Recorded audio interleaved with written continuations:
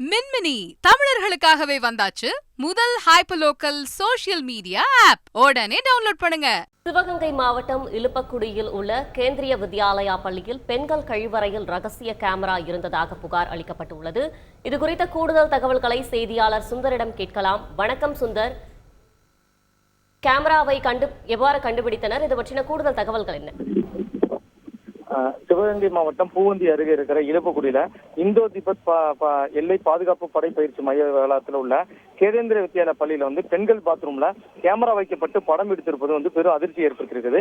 இலுப்பக்குடியில் இருக்கிற இந்தோ திபெத் எல்லை பாதுகாப்பு படை பயிற்சி முகாம் இருக்கிறது. பயிற்சி மைய வளாகத்திலேயே 1 முதல் 8ஆம் வகுப்பு வரையிலான கேந்திர வித்யாலயா பள்ளியும் செயல்பட்டு வருது.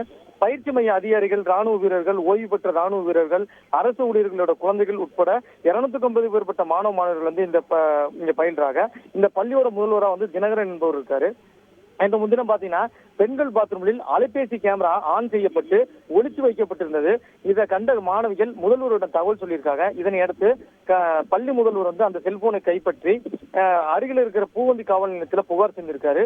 இதையடுத்து சிவகங்கை மாவட்ட எஸ்பி அரவிந்த் மற்றும் மானாமரை டிஎஸ்பி கண்ணன் மற்றும் போலீசார் பெண்கள் பாத்ரூம்ல கேமரா வைத்து கொடுத்து ஆய்வு மேற்கொண்டாங்க. வேற எதுவும் கேமரா இருக்கா, இல்ல போன் மூலியமா வைக்கப்பட்டிருக்கா, அதனை வைத்தவர்கள் யார் என விசாரணை நடத்தி வருகின்றனர். புகார் மீது வழக்கு பதிவு செய்து பூவந்தி போலீசார் தற்போது பள்ளி வளாகத்திலே தொடர்ந்து தீவிர விசாரணை நடத்திட்டு இருக்காங்க. பெண்கள் பாத்ரூமில் அலைபேசி வைத்திருப்பது பெற்றோர்களுடைய பெரும் அதிர்ச்சி ஏற்படுத்தியிருக்குது. தற்போது பெற்றோர்களும் பள்ளிக்கு சென்றிருக்காங்க. கூடுதல் விவரங்களுக்கு நன்றி சுந்தர்.